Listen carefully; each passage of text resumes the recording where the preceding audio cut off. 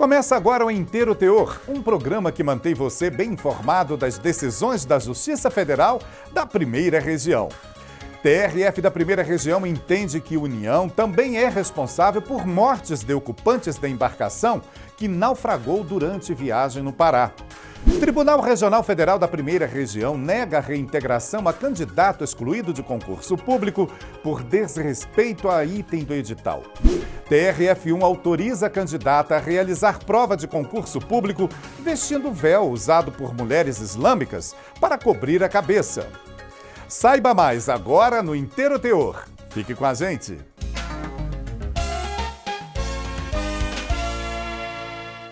O poder de polícia é exercido pela administração pública toda vez que direitos ou liberdades são limitados em nome do interesse público.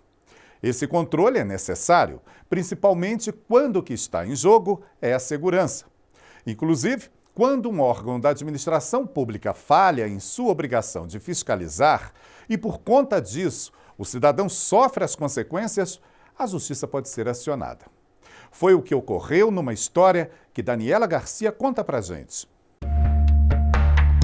Quase 10 anos se passaram, mas seu Valdemir ainda não conseguiu superar a morte do filho Adenilton. Ele morreu enquanto trabalhava como garçom no barco Imagination, que afundou em 2011 no Lago Paranoá, em Brasília. Aqueles que eram mais chegados a ele que vi, diz que ele gritava com o comandante da embarcação, tá enchendo. As bombas não sugavam água, entendeu? Para jogar água para fora.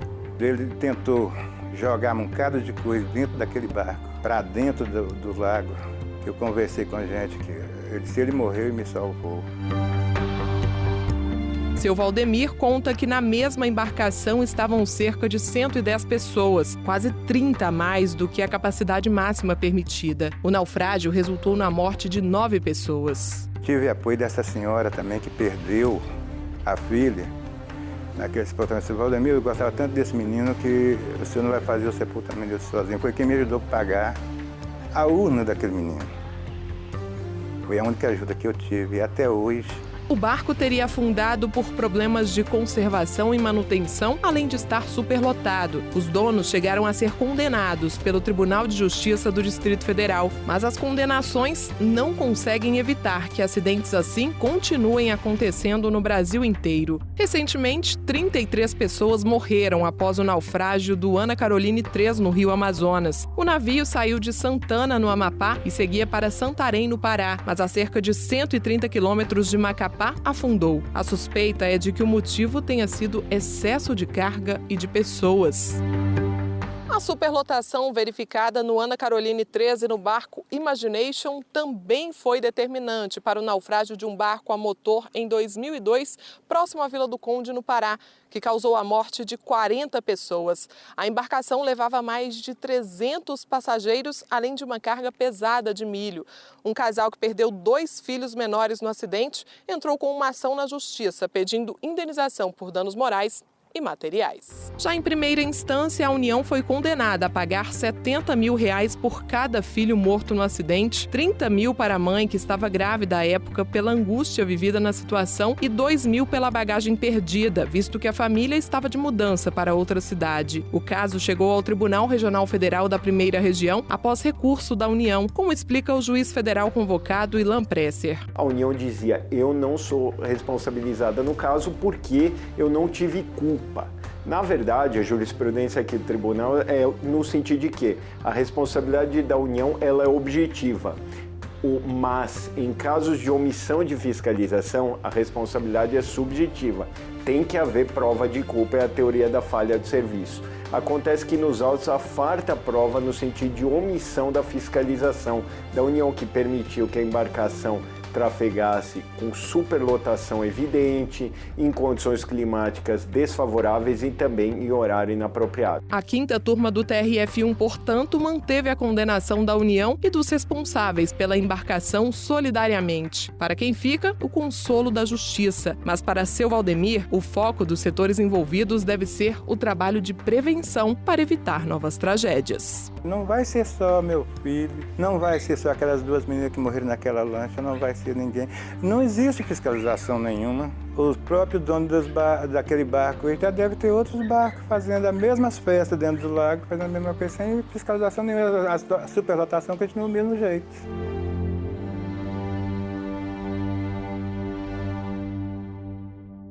Decisões como essa estão no nosso portal. Acesse www.trf1.jus.br. E veja a seguir, TRF da Primeira Região nega pedido de candidato acusado de fraude para ser reintegrado a concurso público. E ainda, candidata é autorizada pela Justiça a realizar prova de concurso usando o hijab. É daqui a pouco, aqui no Inteiro Teor.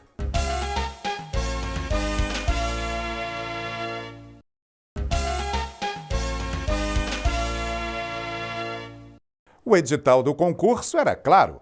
Se fosse constatada a utilização de meio ilícito por qualquer candidato, o resultado deveria ser a eliminação.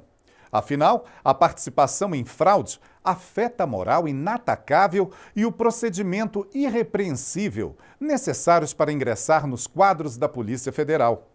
O desfecho dessa história você conhece agora com Márcio Fontinelli. Se tem uma palavra que define a vida de quem estuda para concurso público, é dedicação. São horas e horas mergulhados em livros, exercícios, videoaulas. Uma rotina de renúncia, de sacrifício. Esse é o caso da Ludmila. Há 3 anos, ela pediu demissão de uma empresa privada para se dedicar aos estudos. Estou estudando por mais ou menos umas 8 horas por dia, né? Então eu acordo a média de 5 horas, 5h30 da manhã. Venho para o IMP, né? Então, assim, vou para a sala de estudo, geralmente umas 7h30. Aí eu vou embora, aí eu trago marmita, trago tudo, almoço aqui, trago meu lanchinho, né? E fico bem focada aqui na sala de estudo, para poder... Vou embora mais ou menos umas 7, 8 horas, né? Ultimamente, por conta do edital, estou indo embora umas 9. E ela não é a única. Há 6 meses, Deleuze se mudou do Acre para Brasília, unicamente para prestar concurso. E a rotina dele não é nada fácil. Rapaz, é puxada. É todo dia vindo aqui, tem que tirar... Tem algumas folguinhas que você tem que tirar, porque é necessário, né, para a cabeça, mas é barra pesada. Eu, por exemplo, só chego em casa lá pelas 11 da noite. Tipo, sai 6 da manhã, voltar 11 da noite, sem parar. O problema é que tem gente que não está disposto a empreender todo esse esforço e tenta entrar no serviço público de forma ilegal. Um candidato aprovado no concurso da Polícia Federal foi desclassificado depois de ter sido denunciado pelo Ministério Público Federal pelos crimes de corrupção e estelionato. Investigações feitas pela própria Polícia Federal comprovaram que ele teve acesso ao gabarito oficial das provas antes do concurso, inclusive que ele conseguiu o tema da redação. Uma decisão da 7ª Vara da Seção Judiciária do Distrito Federal determinou que o candidato fosse excluído do processo seletivo por desrespeito ao item 19.24 do edital, ter se utilizado de meios ilícitos para obter benefícios no concurso público. Mas o homem acusado de fraude não se conformou com a medida. Com o argumento de que o processo contra ele ainda não está transitado em julgado, ou seja, não tem uma decisão definitiva, ele entrou com recurso no Tribunal Regional Federal da Primeira Região. Neste caso, ele pede que seja levada em consideração a presunção de inocência. O caso foi analisado pela 5ª turma do TRF1, que seguiu o entendimento da relatora da ação, a desembargadora federal Daniele Maranhão, e negou o recurso. A base foi especificamente que houve a comprovação do ilícito e de que isso era impossível, inclusive previsto no edital. Então, realmente não tem como prosseguir por uma questão até de isonomia com os outros candidatos que não tiveram acesso ao gabarito da prova e não agiram de forma fraudulenta. Para quem luta, enfrenta todas as dificuldades do dia a dia para conseguir entrar no serviço público de forma honesta, é difícil esconder a decepção quando recebe esse tipo de notícia. A gente se sente muito mal. Hoje mesmo estava conversando com o pessoal sobre isso, né? E é ruim, né? Você se sente muito, muito mal porque você vê que algumas pessoas cortam caminhos, né? E é ruim.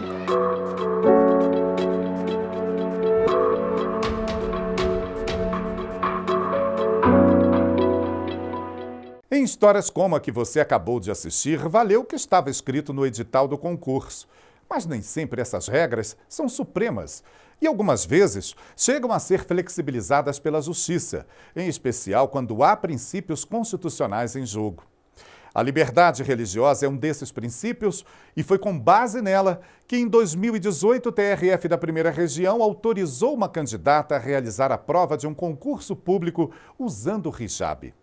E a gente relembra essa história na nossa próxima reportagem. Iman Assad é libanesa, mas vive há 24 anos no Brasil. Mesmo fora de seu país há tanto tempo, ela nunca abandonou os costumes. Não abre mão de usar o hijab e não se sente excluída por isso, mesmo em um país de cultura diferente como o Brasil. Cumprindo os mandamentos, eu me sinto bem, né? Foi a minha escolha também de usar véu, assim, mas em relação de sentir diferente às outras mulheres, não tem esse preconceito, não. Mas em algumas situações, o uso desta roupa pode ser questionado. Como aconteceu com uma candidata a concurso público aqui do Distrito Federal. Apesar de ser brasileira, ela se converteu ao islamismo e usa o véu islâmico. Só que o edital do concurso impedia a realização da prova com qualquer acessório que cobrisse a cabeça, como chapéu, boné, entre outros, incluindo o véu. Por isso, ela precisou recorrer à justiça para conseguir o direito de fazer a prova sem abrir mão do hijab. A Justiça de Primeiro Grau entendeu que não existem razões para impedir o uso do véu no dia da prova, uma vez que o Estado brasileiro resguarda a liberdade religiosa. Por isso, determinou que a candidata fizesse o exame vestindo o hijab.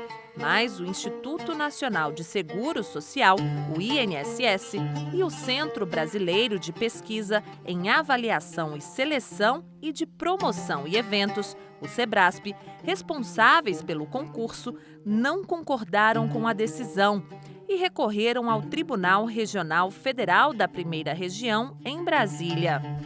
Ao analisar o caso, a 5ª turma do TRF1 manteve a decisão de primeira instância e alegou que a Constituição brasileira é clara: ninguém será privado de direitos por motivo de crença religiosa, a não ser que seja para fugir de alguma obrigação legal, como explica esse defensor público. Qualquer tipo de manifestação religiosa que o cidadão pode fazer sem causar prejuízo para terceiros, o Estado tem o dever de garantir essa manifestação. Nesse caso, o uso do adorno, desde que submetido a uma prévia revista por parte da fiscalização, não acarretaria prejuízo algum para terceiros. Iman diz que se sente acolhida e respeitada no país e não se sente discriminada. Não é porque a gente coberta assim, a gente não pode olhar para a gente. Muito pelo contrário, eles voltam e falam assim: você é de onde? Sua roupa bonita, você consegue roupas para nós assim? E vai conversar. Pega meu telefone, se você consegue roupa para mim, me passa.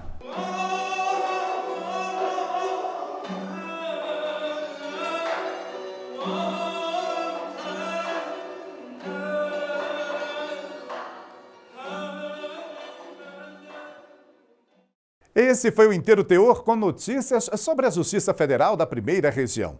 Fique com a gente no nosso portal e também nas redes sociais, Facebook, YouTube e Instagram. Até o próximo programa. Tchau!